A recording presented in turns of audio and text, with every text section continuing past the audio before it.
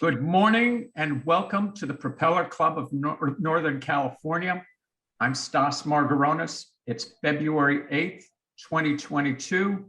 And our guest today is Lars Jensen of Vespucci Maritime Consulting. Lars is one of our foremost experts. He's based in Copenhagen, and he has been a guest of ours for the last for 3 sessions, and he is one of our foremost experts on the global container trade situation, and he provides both us and many other people analysis on the current situation, which, as we all know, is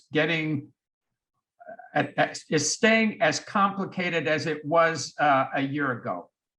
And before I move into Lars's presentation, I am going to start doing introductions so we can all introduce ourselves, and then Lars will do his presentation and we will open up for questions.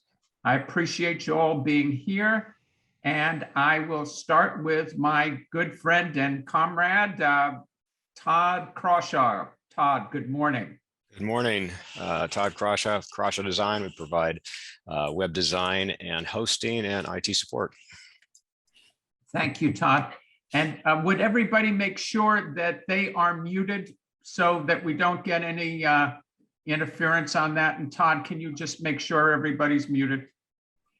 I see Michael Baki. Michael, would you like to introduce yourself? Sure, I'm Michael Backey. I work with Storm Geo. I'm an RA manager and run the container business unit. Very good. Thank you, Michael. I see Ben Atkins. Ben, good morning. Would you like to introduce yourself? Good morning. My name is Ben Atkins. I work at Storm Geo as well as a route analyst. And I see my good friend, Tony Petronio. Tony, good morning. Good morning, Stas. Tony Petronio. I'm one of the general managers at Storm Geo. And just to clarify, Storm Geo provides weather routing services. So this is a very relevant topic for us today. Thank you, Tony. And thank you for the support that Storm Geo provides to the Propeller Club of Northern California. We appreciate your continued support. Thank you, Tony. Thank you. I see Curtis Shaw. Curtis, good morning. Good morning. I'm Curtis Shaw from Pacific Maritime Association. I'm the Assistant Coast Director for Accident Prevention and Training at PMA. Happy to be here this morning. Thank you. Curtis, thank you for being with us. Darren Shems. Good morning, Darren. Good morning. Continuing on the Storm Geo train, I am one of the senior route analysts and I am on the container team. Very good, Darren. Thank you very much for being here. Dennis Dysinger. Dennis, good morning. Yeah, hello, Stas. Dennis Dysinger, Mare Island Dry Dock. Things are going well up there. We're busy, and thanks for having us. Dennis, what have you got in those dry docks these days? We're going to be undocking the Coast Guard cutter Monroe here in the next couple of days, and then we've got a big barge coming in. And then the Polar Star comes in at the end of March for her annual 3-month refit. She's down actually in Antarctica right now. And then we have 2 military Sea Lift Command jobs coming up: the Bismarck, which is a catamaran, fast transport, and then the pierside job for the ammo ship Washington Chambers. So it's going to be a busy spring for us.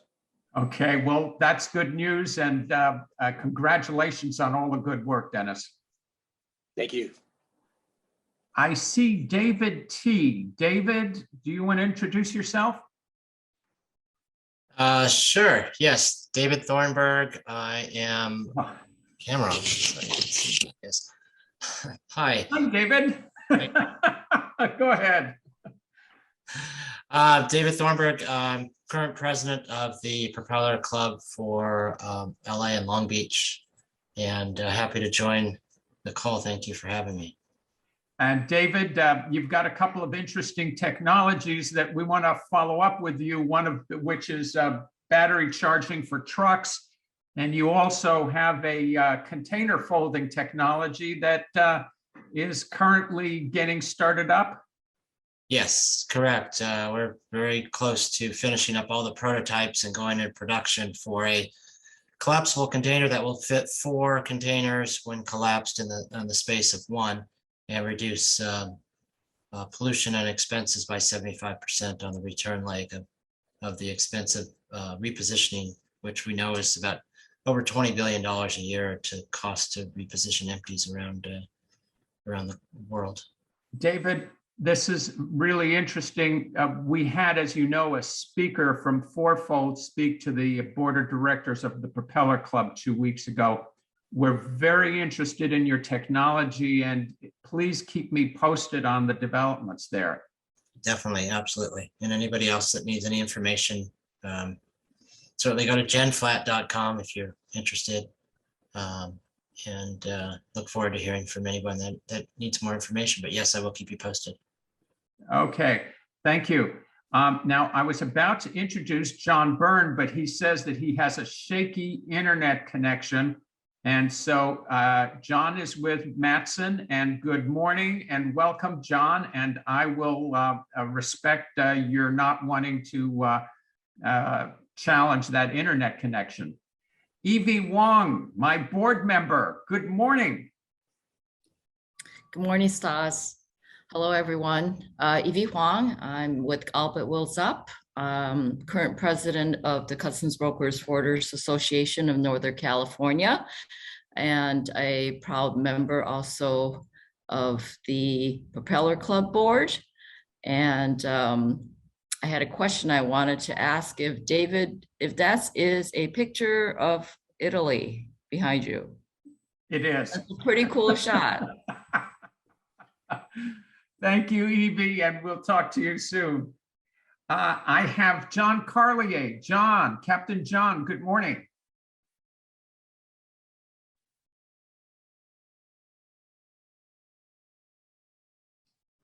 Need to unmute yourself, Captain. There you are. Different, doing it off the iPad instead of the laptop because I'm on multiple meetings today. Anyway, yeah, John Carlier, Ford Agent, San Francisco Bar Pilots. Glad to be here. Hi, everyone. Hi, thank you very much, Captain. And my good friend from Houston, Mr. John Galveston, John Hark. Good morning, John. Good day, guys. Thanks for having me. I'm John Hark. I'm with the FH Bertling Group out of Hamburg, a German ship owner and logistics group, and I'm also a professor at Texas A&M Maritime down in Galveston and a member of the Houston chapter of the Propeller Club. And John and I are working on a Maritime Day presentation. John is going to be focusing on education and training and where the next generation of mariners are coming from, as well as where are we going to find our next generation of welders, which we're also talking about. Thank you very much, John. And another John, I'm very honored to have John McLaurin here, president of the Pacific Merchant Shipping Association. John, good morning. Hey, Stas, how are you? Glad to be here. Looking forward to hearing Lars's comments today. And John, I think we have you to at least partly thank for the queuing system that's keeping a lot of the ships from jamming into the San Pedro Bay and to the bay and reducing our pollution problems. Well, I'll take the compliment, but it goes to my colleague, Michelle Grubbs, down in our Long Beach office and the good folks at PMA and the Marine Exchange. Very good. Thank you very much for being with us, John. Kevin Boger. Kevin, good morning.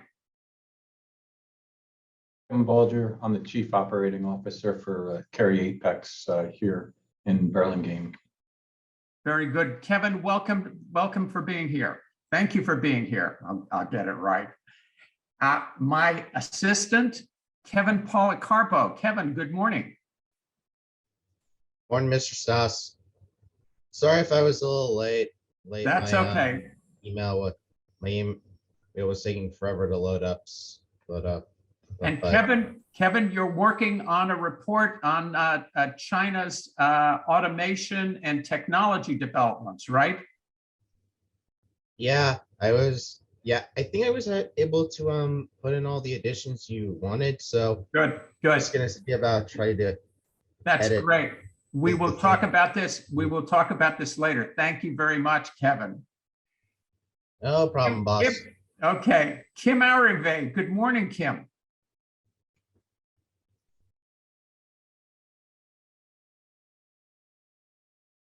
Kim, you need to unmute yourself. I see you talking, but I can't hear you.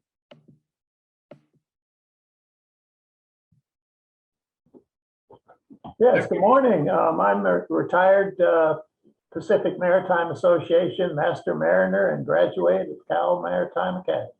Glad to be here. Kim, thank you very much for being with us. I see Evan Kinslow. Evan, good morning. Yes, good morning. Thank you for having me. My name is Evan Kinslow, and I'm a senior maritime business student at Texas A&M Galveston. I'm one of John Hart's students.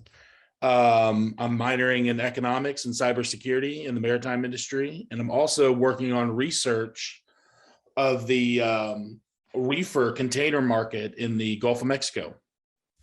Very good. Well, and cybersecurity is an issue that we are going to be hearing a lot more of, right? Absolutely. Absolutely. Well, Evan, thank you very much for being with us. I see Mike Chapman. Michael, good morning. Good morning, Stas. Mike Chapman. I'm in San Bruno, California. Retired San Francisco fireman of 32 years. Many and varied interests, sea, land, and air. Okay. Thank you very much. And have I missed, if I have missed anybody, please say so. Oh, Laura, how could I miss you? And I see Captain McIntyre. Hold on a second. Laura Covery. Good morning, Captain. How are you? Good morning, Stas. Good morning, everybody. Laura Covery. I am a lecturer at Cal State Long Beach on supply chain management and UCLA Extension, as well as a former mariner for spent 18 years at sea and graduate of Cal Maritime. And what else? I also teach in an apprenticeship program. So talking about where the mariners of the future are coming from. I'd be interested in that conversation as well. Anyway, thank you so much. Nice to be here. Good to see you, Lars and Stas. Laura, we would like to talk to you some more about that. I will follow up with you because we're putting something together and it would be very helpful to get your input on that. Great. Happy to help. Thank you. Captain Ann, good morning. Hi, good morning, everybody. Nice to be here today. I'm Ann McIntyre. I am the business director for the San Francisco Bar Pilots. Most of you I know, some of you I don't. I've been in the role here now for about 2 years and was formerly a maritime pilot up on the Columbia River for 23 years. And really looking forward to the presentation today. And getting some kind of semblance about what our future holds as far as ship traffic here in the Bay. And how is business for the pilots? Not good. All right. Yeah, we are at record low as far as traffic, record low as far as revenue, and COVID, COVID makes it even more difficult. It's been a pretty challenging time for us these past 2 years.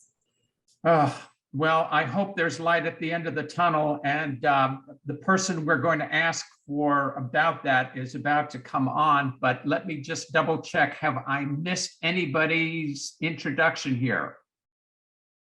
Going once, going twice. Okay. So we are now on to our main event and main program. Lars Jensen has been a frequent commentator for the last 2 years with the supply chain crisis He's been on every maritime news service I've seen. We've had him 3 times since COVID started. His analysis is always on the money. He gives us very good up to the minute information. And one of the really great things about Lars is he's very approachable. He reaches out to a lot of different people. And we are really grateful that he can find the time to be with us today. And Lars, I know it's a little later for you in Copenhagen. Welcome. Thank you very much for being with us. And is there light at the end of the tunnel on the container front with all of our traffic jams on the Trans-Pacific? Short answer is yes. And first off, thanks for inviting me back. But is there light? There is light, but it's probably further out into the future than people would like to think about. Let me just share a few slides. I'm not going to drown you in slides. I don't have too many, but just to make sure that I come through some of the main points I wanted to share with everybody here today. So there we go. This is basically what 2021 looked like. And this is also what 2022 is going to look like. Just to start with maybe the concluding end and the light of the end and the light of the end of the tunnel here. In a benign base case scenario, we are at the peak of the problems now. That's the good news. It is going to take a substantial amount of time to get back to anything resembling normality. In terms of operations, you're looking at end 22. In terms of freight rates, we're looking at 23.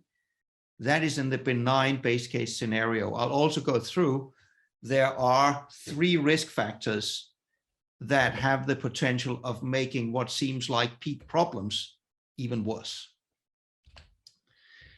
If I start just with a short recap of 2021, because I remember, Stas, we were here a year ago and the sentiment was, oh my God, it surely cannot get any worse. I mean, there were 40 ships lined up outside Los Angeles, Long Beach. Freight rates on the Trans-Pacific head haul had gone to $4,000 per 40 foot. Oh my God, this surely couldn't get any worse.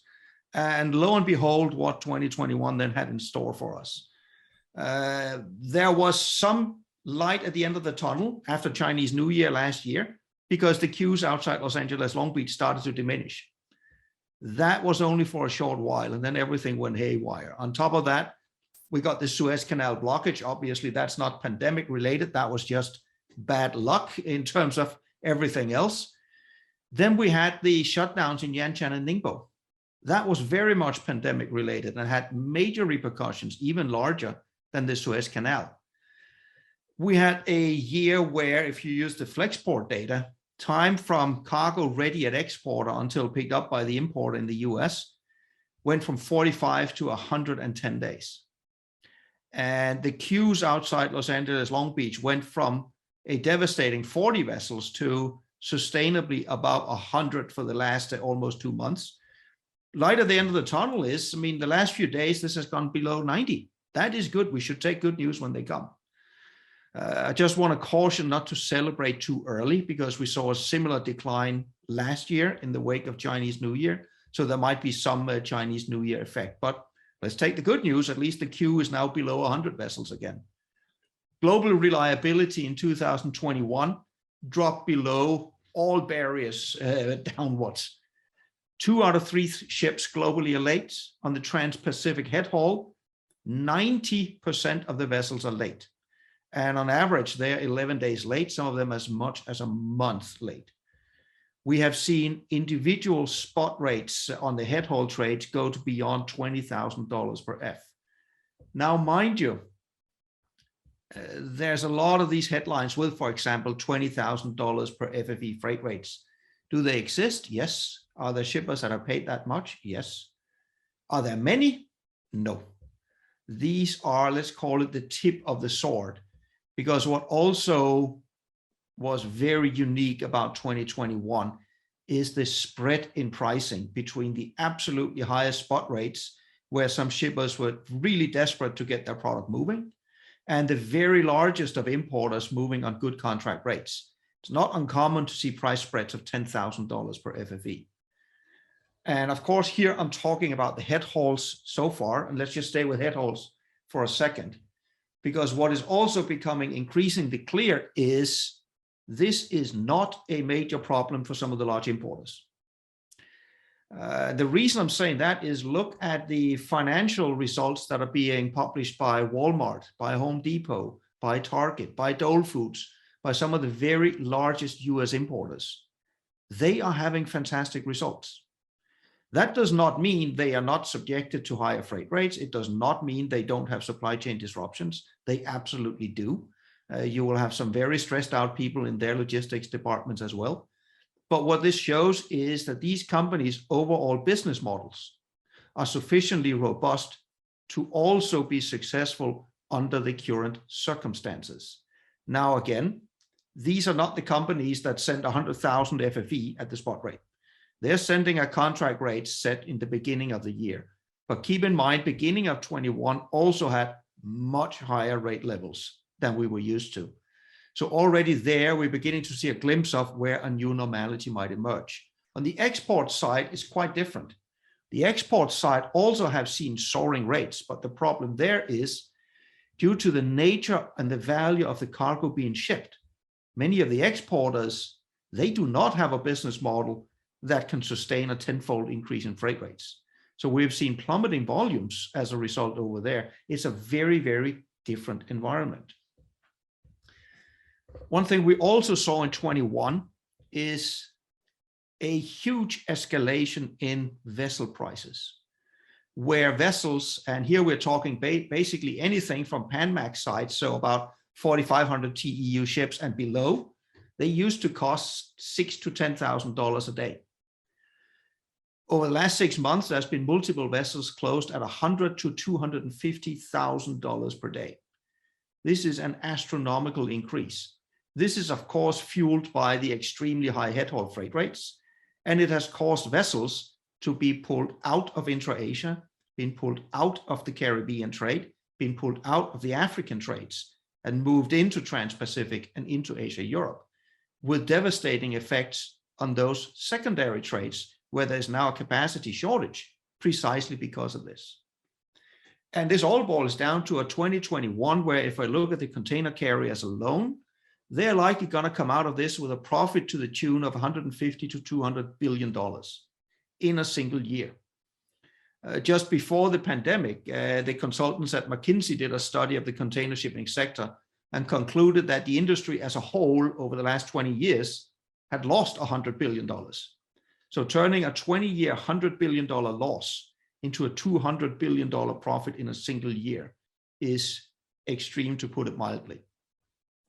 If I look at the key drivers underneath this, the core driver is very simply insufficient capacity. Insufficient capacity because of the bottlenecks, because the ships are tied up longer, because things move slower through the ports, because they can't get inland as quickly as we used to. That drives up rates. And realistically, carriers are in a position to have the same amount of profits in 2022, given the circumstances. If I look just at one graph, in this case, it's the capacity shortage. Because when a vessel is stuck in a queue somewhere for, say, 2 weeks, that's effectively 2 weeks of vessel time that is removed from the global pool of capacity. Delaying vessels is the same as removing vessel capacity. Under normal circumstances, it's 2% because we always have delays somewhere. 2021, 11% of the global capacity was unavailable. That's 9 percentage points higher than normal. Basically, we could have started 2021 with the thought experiment. Let's take as a CMA CGM's fleet, its entire fleet, and sink it to the bottom of the ocean. The impact would have been the same. This is fairly extreme. And there are no signs whatsoever right now that this is improving. There are also no signs, at least, that it's getting worse, but it's not improving. So we're not getting any more capacity into the system. And that brings me to the issue of what is then actually in store for us here in 2022. So far, we at least know how January panned out. And one of the things that we can already measure now is bottlenecks. We often end up talking about just Los Angeles, Long Beach, but I think it's important to put this in context that this genuinely is a global issue. Every single port reports something different. So getting a consistent measurement is not easy. So I created one. Hyundai Merchant Marine, or HMM, they produce a bi-weekly customer advisory, typically covering 30 to 40 ports around the world, and just with a traffic light system, green, yellow, red, depending on what problems they see in the various terminals. And I just translated green, yellow, red into 0, 1, and 2 for all these ports. And then I can create an index. And they started doing this all the way back in 2020. And what you find here is for Asia, Europe, things have only been getting worse over the last 3 months. January saw the same pattern. Things are getting worse. We're about maxing out on the score here because almost all the European terminals are now completely red on all the traffic lights. North America also took a jump to the worse as we entered into 2022. Only in the Far East do we not see that increase, but mind you, the numbers here on the Far East, the spike you see earlier, that is precisely the consequences of the Yantian and Ningbo shutdowns. You still have challenges in some places in Asia, like Philippines are problematic. Singapore is not as smooth as it used to be. There have been problems in Busan. There have clearly been problems in Port Klang. But by and large, what this is telling us is the problem is not getting the cargo on the ship. The problem is getting the cargo off the ship when it comes to destination. And that problem also in January has gotten worse. It has not gotten better. So what else is in store? Well, as I said earlier on, best case is going back to normal in 8 to 9 months. I sat down just over a week ago and did a fairly detailed analysis of the play out we saw in 2015. Because remember, back then, there were challenges in getting an agreement between the terminals and the Port Workers Union. And that led not to strikes, but to slowdowns in work. And we had a pileup of some 40 vessels in a queue. From the point where there was a new agreement signed until I can see in all the vessel operational data that schedule integrity and all operations were completely back to normal, that took 8 to 9 months, depending a little bit upon how you precisely measure it. So we should not hold out any hope that it will take anything less than 8 to 9 months this time around, because this time around the queues are longer, they are global, and they are also inland. So the optimistic one is towards the end of 22, operations could become normal. That does not mean freight rates will come back to normal. That will take longer. One of the things I also looked at not too long ago was, what if freight rates go into free fall? Surely that could mean the market could come back to normal quite quick. But that also means you can actually measure what does freight rate free fall mean.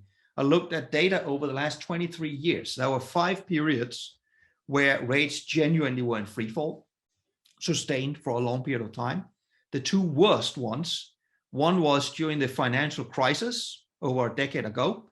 The other one was in 2015, when we had a major price war amongst the carriers, the worst one they ever had. And basically rates dropped like a rock, sustained for almost a year in both cases. So what if rates started to free fall like that tomorrow? And mind you, I measured the decline here in percent.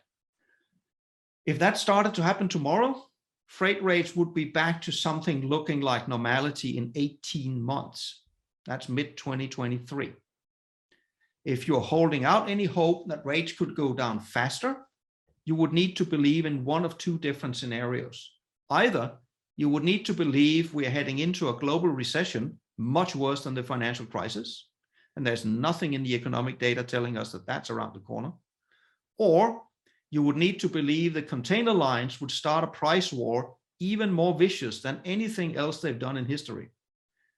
But keep in mind, the carriers are now much more consolidated than they have ever been before, and they have shown how good they are at capacity management. That also sounds unlikely. So rate normalization, that will be way into 2023 before we get down to that level. And on the topic of rate normalization, what is a normal rate? If we split this into head haul and back haul, on the head haul, main trade into US, especially Transpac, as I was mentioning before, the rate levels being paid by the major importers right now is clearly a nuisance to them, but it is not a mortal threat to them. Whereas if you are a smaller importer, you are in dire straits. That means that I can easily see a baseline scenario by 2023 where rates will come back down, but they will not come back down to pre-pandemic levels, not even by a long shot. I can easily see a rate level that's several $1,000s above what we used to consider the norm, because this on one hand allows the carriers still to be quite profitable, and they would like to do that, especially now that they're more consolidated. But the more interesting part here is it is a competitive advantage for the very largest of importers, because they have a business model that's robust under this, but their smaller competitors don't. So for the head hauls, the baseline expectation should be once we are past all of the pandemic, once we are past all the bottlenecks, we come out in an environment where head haul freight rates are several $1,000s higher, sustained than what we have been used to. Backhaul is a different matter entirely. We are already and have been for more than a year at a point where there is no way the backhaul shippers can match the rate increases seen by the head haul shippers. The business model simply will not support it. That right now leads to the problem where many backhaul shippers find it difficult to even get bookings from carriers because they provide such a tiny fraction of the revenue round trip to the carriers. Going forward, those freight rates, I can certainly see they might be coming back down to something resembling pre-pandemic normality.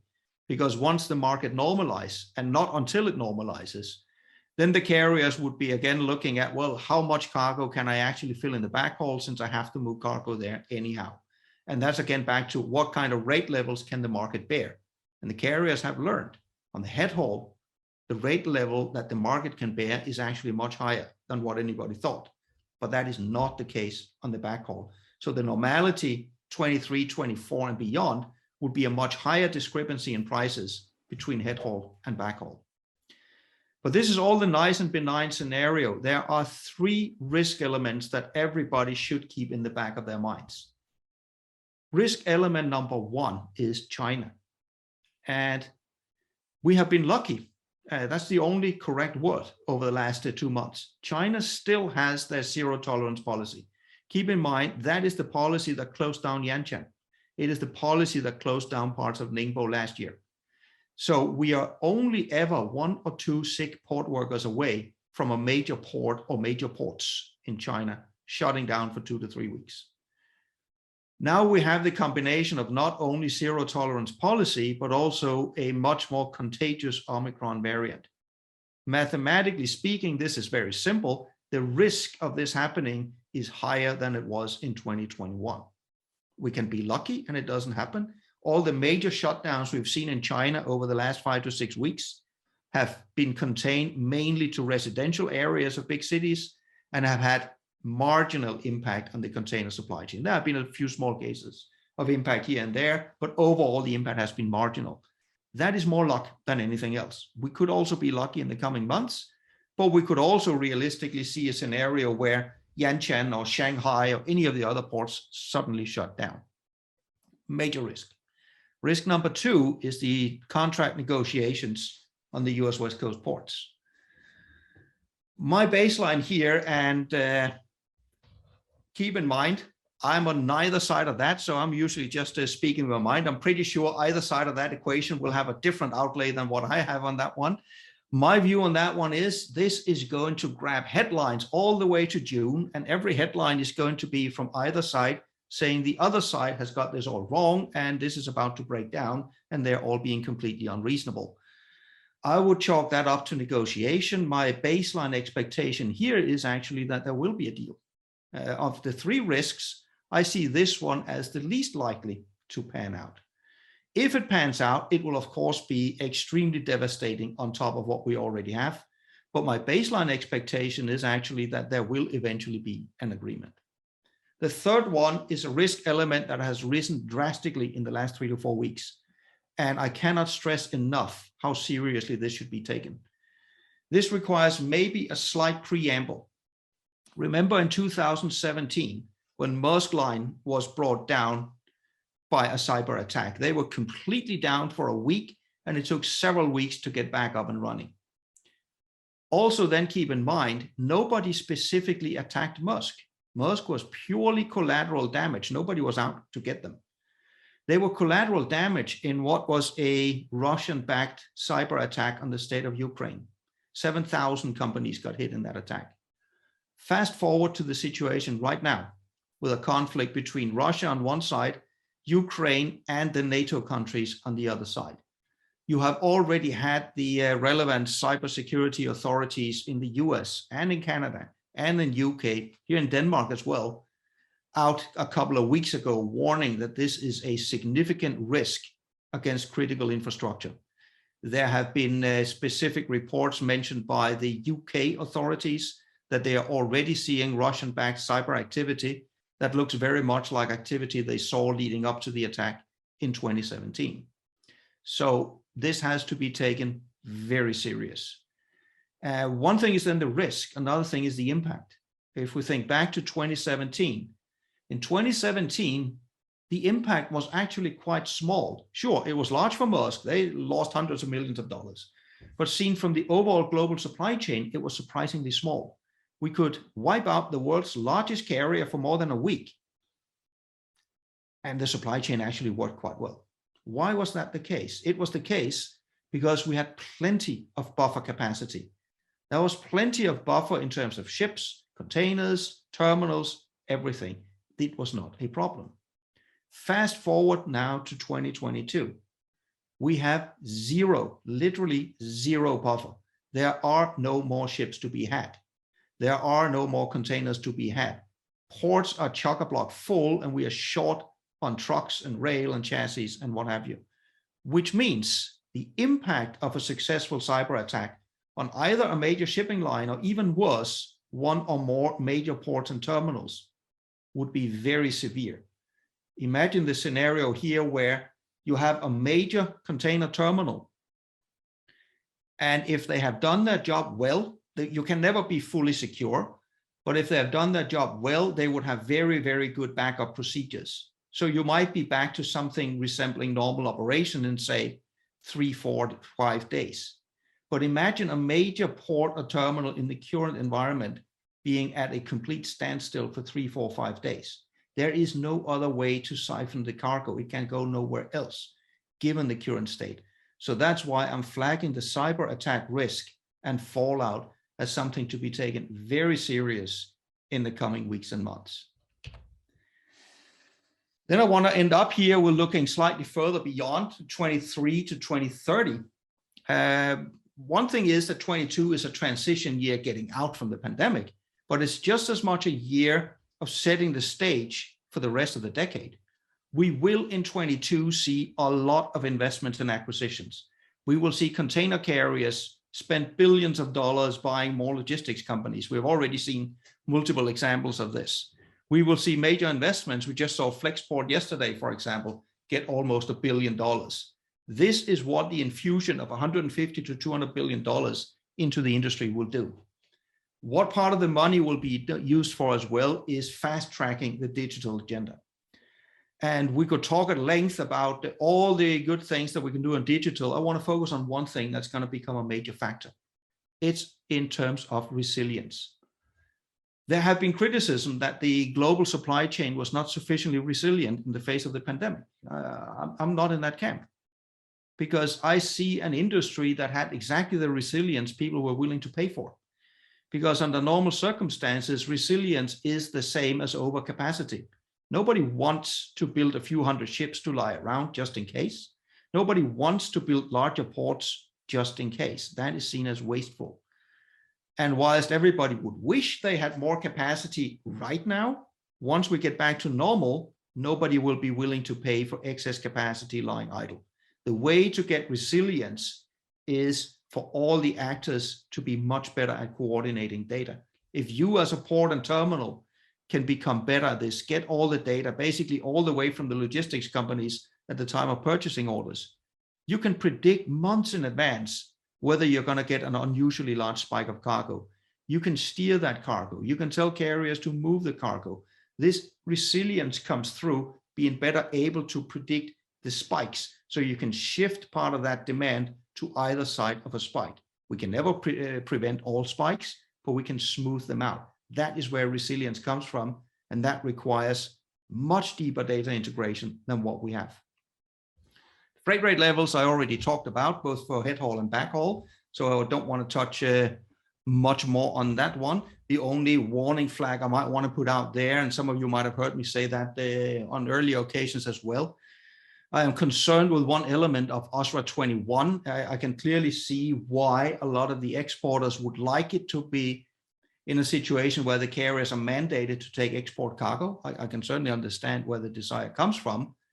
But the risk is the carriers will use that as an excuse to say, then you got to pay a lot more. I would think this is more a matter of letting the market come back to normal, and you will get back to normal rate levels. But sure, that's not going to happen in 22. And then we're going to see a battle for logistics. It's a major battle. It was already beginning before the pandemic, but it will now be turbocharged with all the acquisitions in 22. It's a battle on many fronts. You have carriers that want to go into logistics. We have existing logistics providers trying to become digital. We got the digital forwarders trying to become physical. We have, in some cases, terminals going in and buying logistics companies. And we have the likes of Amazon and Alibaba's going to also play in the logistics space. This is a battle that will rage all of this decade. By the end of the decade, a lot of them will still be left standing. The ones who are going to feel the most pressure are small to medium-sized freight forwarders. There will be thousands, if not tens of thousands, of small to medium-sized freight forwarders that will no longer be here once we get to 2030. The final thing I want to mention here is on the green agenda. We have seen how this has escalated over the last couple of years. First, there was much talk about IMO 2050. Then Hapag-Lloyd moved the timeline up to decarbonization in 2045. Then most recently, MAERSK put a stake in the ground and said they wanted to do it by 2040. And ultimately, the carriers are going to go as fast as they can on this agenda. I see it driven more by money than by anything else. If you are a major carrier, there are several good elements of this. First of all, you become independent of the energy source. So you can basically rely on whatever the cheapest energy source is. And secondly, if it becomes the norm to go green fast, you raise the entry barriers, because that requires you buy a lot of more modern ships quickly. That will make it more difficult for new carriers to join the industry, because they will either not be able to afford the new ships, or they're going to be stuck with old ships that are not green. So from the larger carriers, I can certainly see them push very hard on this agenda for a number of strategic reasons. They will not be the bottlenecks in how quickly this can go. The key bottleneck is to be found elsewhere. It is with the fuel providers. This cannot move forward unless there are sufficient amounts of the new fuel that's being produced. And by sufficient amounts, I mean really a lot. Think it through. Container shipping alone burns around 60 million tons of fuel per year. And container shipping has about 5,500 ships. The global fleet of all types of ships is about 80,000 ships. All of these are going to need green fuel, and all the aircraft are going to need them as well. So the green agenda's main bottleneck is actually not the container liners' willingness to invest in this. The main bottleneck is the physical ability to produce enough fuel. And how that's going to play out is still somewhat uncertain. That is what I had at least chosen to entice you with in the slides here today. So let me head it back over to you, Stas, and see if we got any questions or comments or people that violently disagree. I would love to hear that. Lars, thank you very much. I would like to ask you real quickly about your post on Flexport and their entrance and what you think they may end up, where do you think they may end up being, because they appear to be quite well capitalized. They are exceedingly well capitalized. My cheeky comeback on that one would be, I mean, they have already received enormous amounts of capital. Why is it they need another billion, especially since we're in the strongest bull market we have ever seen in history? And the answer to that is, why do they need that money? Do we know why? No, I mean, they probably, just like everybody else, has an expansion agenda. And for that matter, they're in the same, you can say, battle that I talked about before, where when you're joining into the logistics battle, you got to become one of the very largest ones. Otherwise, your chances of survival to 2030 starts to go down right quick. Okay, but they're not in your traditional mold. I mean, they're really an electronic creature. Yeah, but you say that's part of what I was also alluding to. There's a battle within the battle. You have, let's take two examples. You can have a Kühne Nagel, you can have a Flexport, where the battle that's on is you have the incumbents like a Kühne Nagel that are really good, and let's call it the traditional physical element of the industry. They are in a race to try to become digital as quickly as possible. You can now mention Kühne Nagel because they're at least one of the ones that are doing this the fastest. So they're coming at the race from being good on the physical side, but needing to be digital. Then you have the Flexports or Fortos or all the other guys of the world. They are exceedingly good on the digital side, but they are in a battle to try to ramp up and be able to manage the physical element of the industry as well. So you've got those two different elements in the logistics industry fighting each other, but from completely different angles. Very good. Thank you for that. I'm opening this up for questions. Does anybody have a question? John Hark, I know you are interested in the whole cybersecurity thing. So what are your thoughts listening to what Lars had to say about the possible outgrowth from the Russia-Ukraine situation spilling over to us? Yeah, I agree. As a university, we're certainly paying attention to it. And as Evan, my student, mentioned, he's working on our minor in maritime cybersecurity.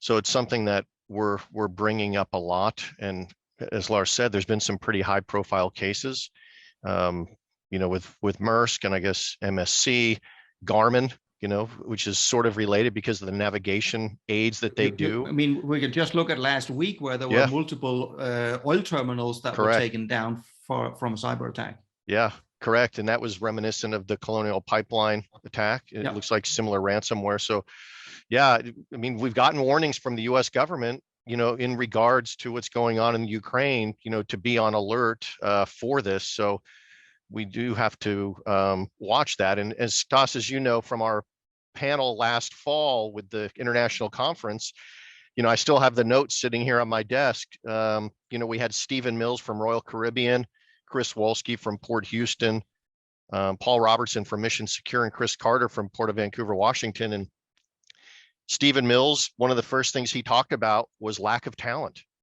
when it came to maritime cybersecurity. He's in charge of it for the Royal Caribbean group.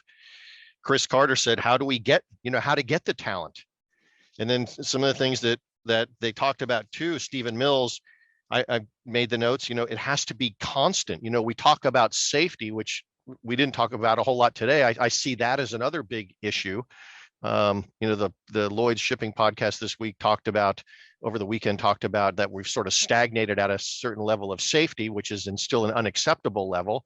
And just last week having incidents, but I see this sort of cultural with safety being a cultural thing, and looking at that, what Stephen Mills said is that, the training has to be constant. You have to be constantly dripping to your employees and to your staff to be on alert with this cybersecurity and these ransomware things. And I see that as similar to the safety. It has to become a cultural thing for us as an industry on both aspects. And, you can sort of tie the cyber to the safety as well. I mean, it's hopefully not a matter of time, but someday we have an issue where there's a cyber event that causes a safety issue, right? As we go towards more autonomy and things like that. I mean, we're lucky we haven't had a major disaster safety-wise, but the cyber is tied with the safety as well.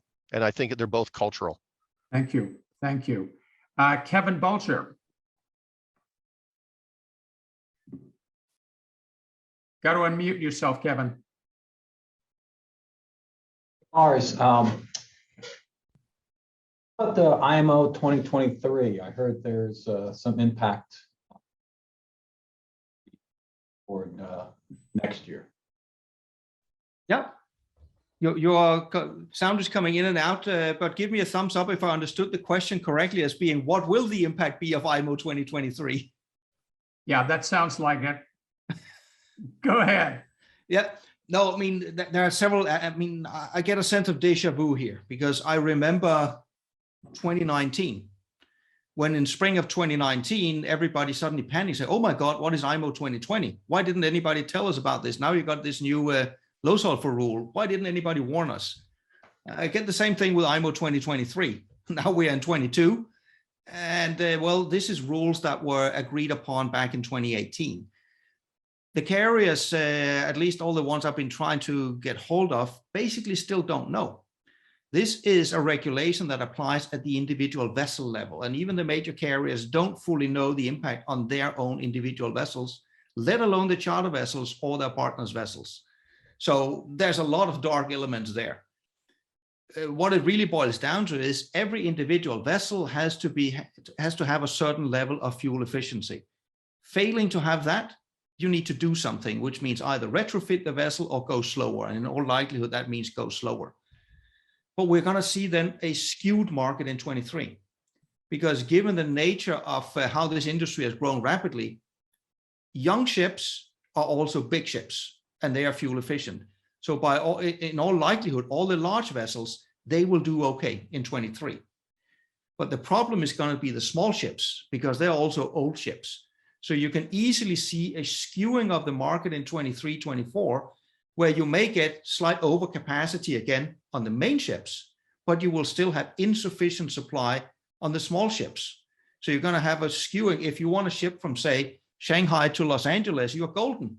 If you want to ship from Manila to Los Angeles, you have a problem because now you need a feeder service. That's going to be a skewing of the market we have never seen before.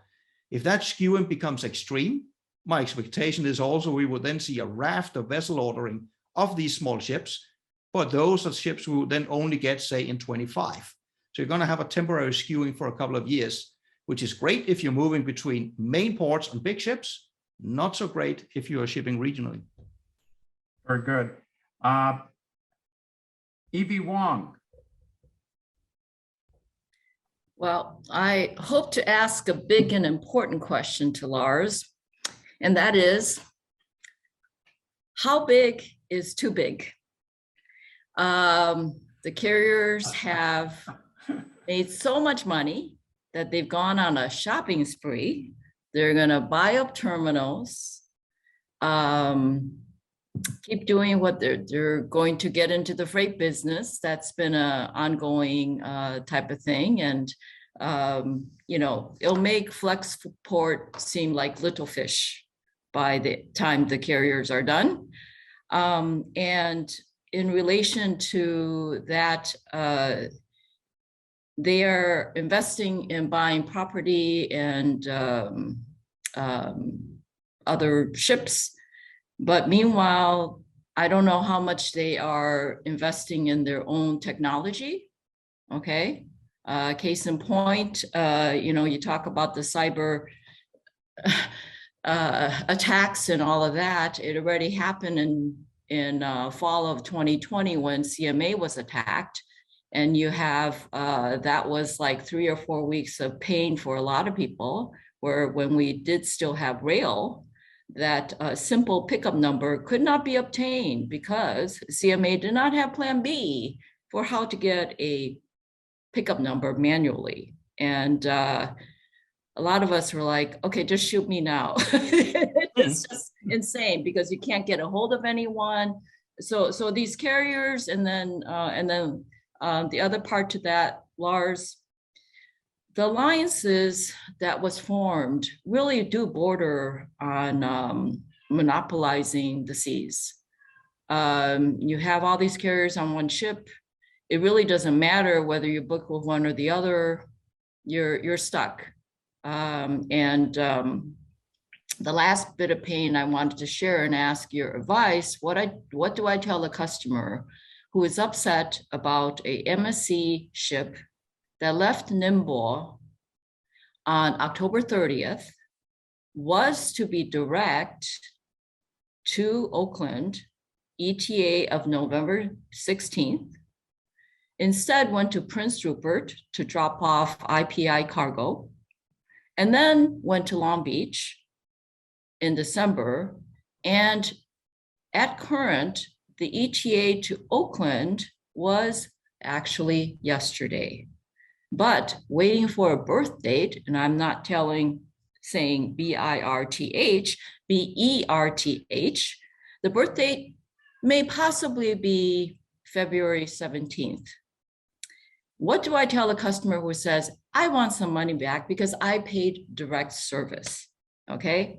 On that note, let him answer. You've given I know. about 5 I've questions. given it all, and Lars, this is the prime opportunity for me to ask. Let me see if I can remember. I mean, some of them were questions, some of them were comments. Let me try to take them in a slightly jumbled fashion. Let's start with the last one first. There is no good answer you can give the customer. I mean, that's just the fact of it. Being my usual extremely undiplomatic self, I would basically just say, well, the market is screwed and you're one of the victims. That's the sad reality of it. And there is no realistic hope that this is going to get any better in the short term. That's just the reality of it, unfortunately. And you can pay, I mean, a good example is, let's say a customer came tomorrow and said, I'm going to pay you $40,000. Then I want absolute load guarantee from Shanghai to LA. But the problem is, even if everybody had the best intentions at heart, what happens if Shanghai then closes tomorrow because of COVID? Doesn't matter how much you pay, you still have an exceedingly high risk that your cargo is not going to make it. That's just the reality of the risk we're faced with right now. You wanted to pay top dollar for a fast service? Go on vacation until 2023. Then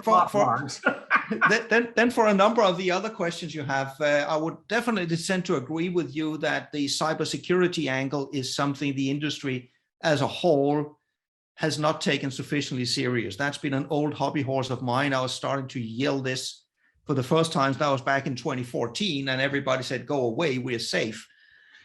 And what I can see here is we're dealing with an industry where people say, yeah, sure, we take this serious, but the only ones that really take them serious are the ones that have actually been laid down by a successful attack. Only then do they really feel how difficult and painful this is, unfortunately.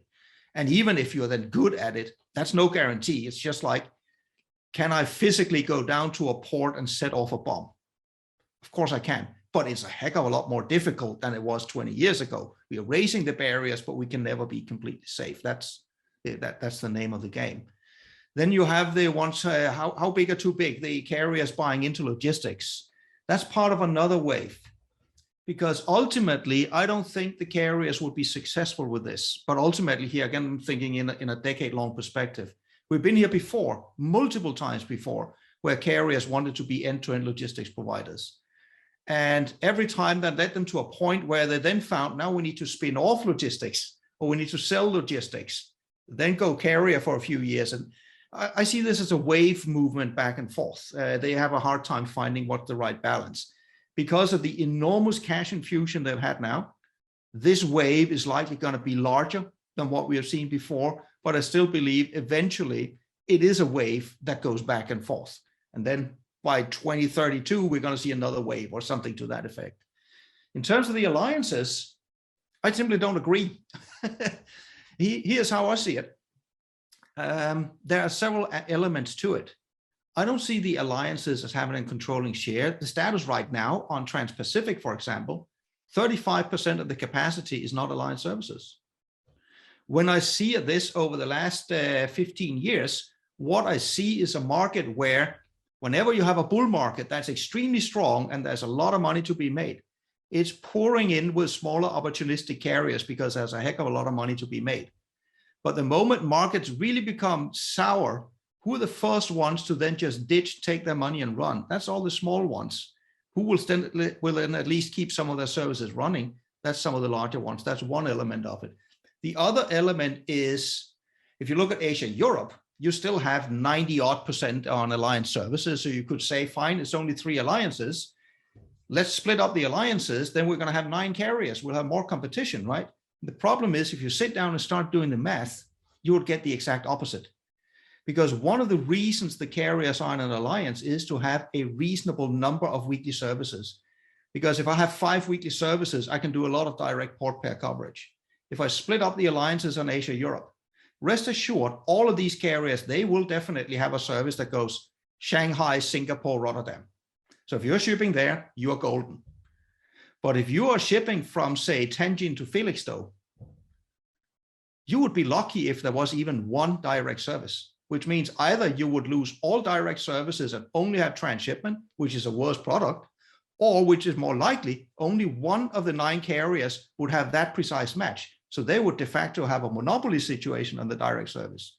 So when you start to go through the math of it, it sounds compelling. Let's break up the alliances to get more competition. Reality would actually be the exact opposite.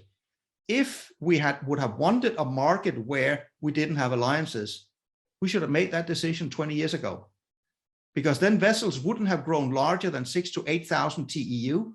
And then an individual carrier with those ships could have had multiple services, but that's not where we are. Reality is that 24,000 TEU ships exist. They're not going to go away. So given that reality, the alliance setup is actually the best possible setup, also seen from a shipper perspective, even though it looks counterintuitive. The extreme freight rates we now see, I don't see that as combined with the alliances at all. I see this as a result of a situation where it's very simple. There's more demand than there's capacity. And in any market, not just shipping markets, but in any market, that just means prices will continue to go up until sufficiently many customers are unwilling to pay. And that's where we are.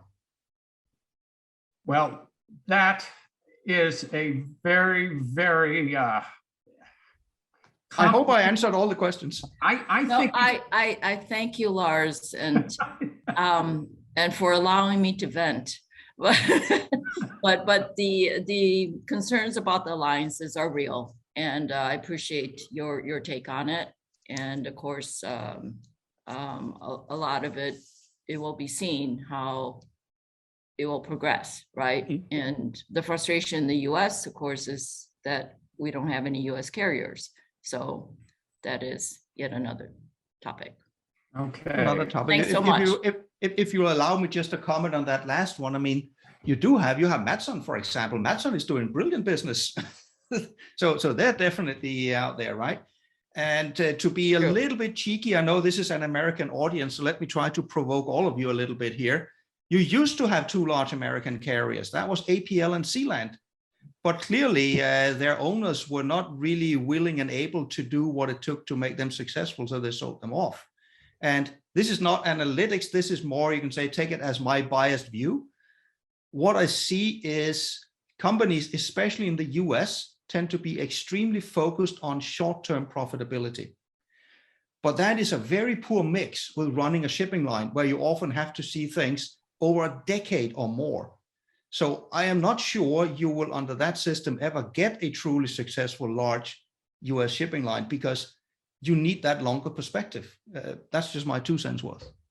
And it's a good perspective, and it is one that we are going to have to grapple with, because one of the concerns that we have is for our exporters, and the situation that you described makes it really clear that exporters and smaller exporters are going to be very, very much challenged in the future. And if the United States wants to do something about that, and Evie and I have talked about that extensively, we as a country are going to have to get much more serious about our maritime commerce and not leave it to us to decide and then complain when we don't like the results. So now, Evan, we have a real quick 2 minutes. If you have, do you still have a question you'd like to ask? Yes, I do.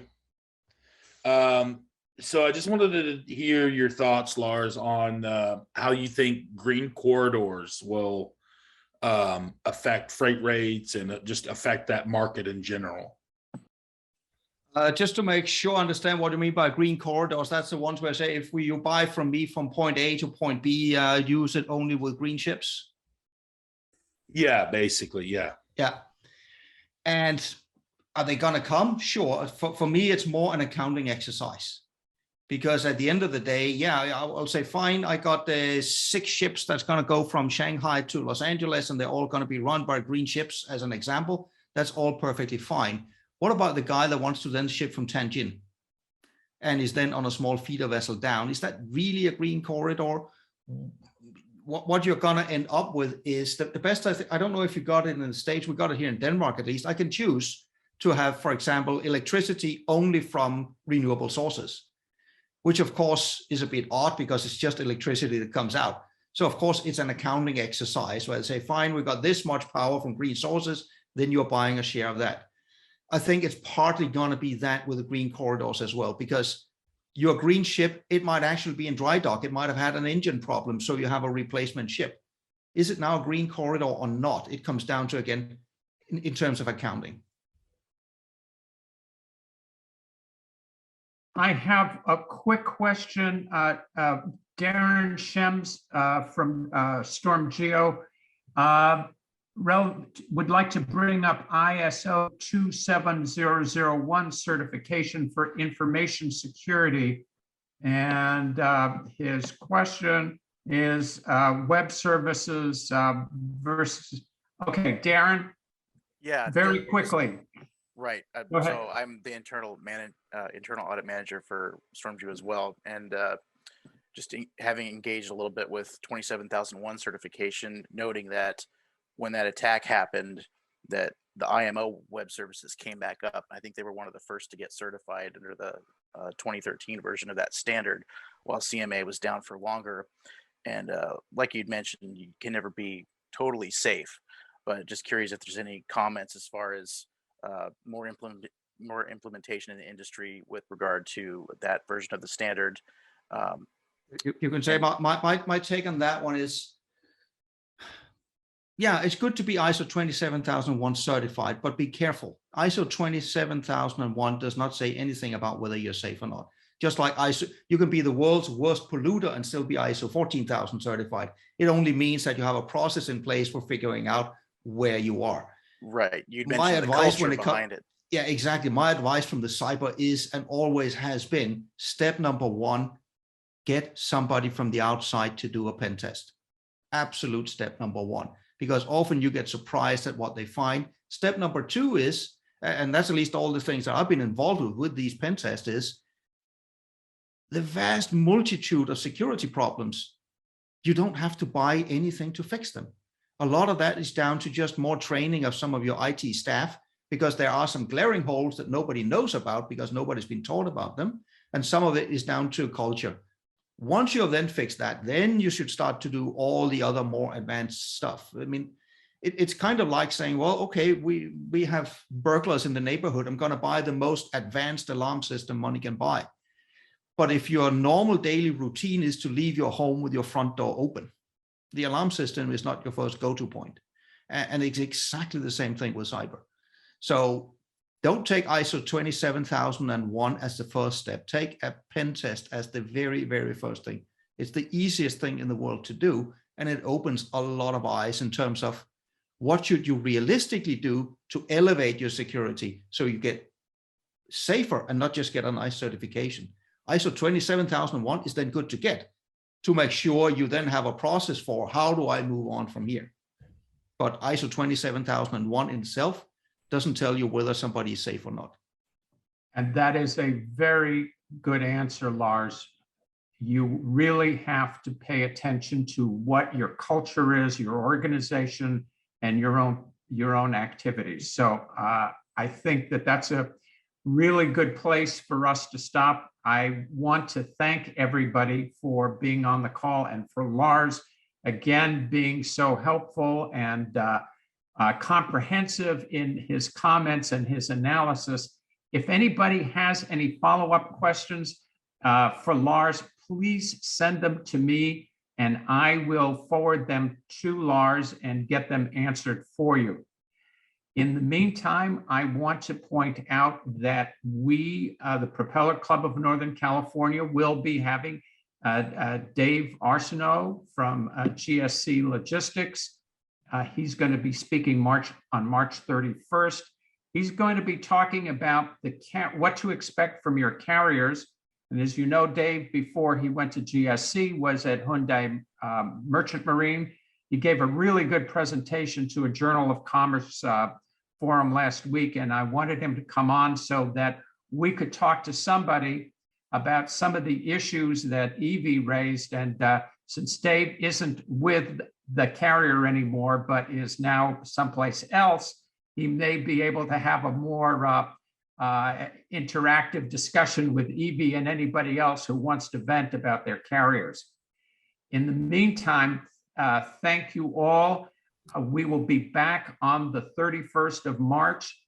Please email any questions you have of Lars, and I will forward that to him.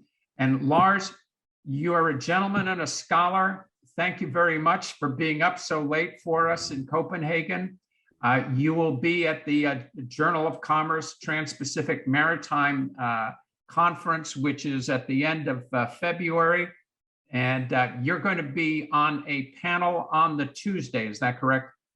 I'm going to be on Tuesday doing a question and answer with Jeremy Nixon on how we're going to solve all these congestion issues. And then I have my own session on Wednesday for lunch, giving my take on where this whole debacle is going to lead us to over the coming 20, 25 years. Very good.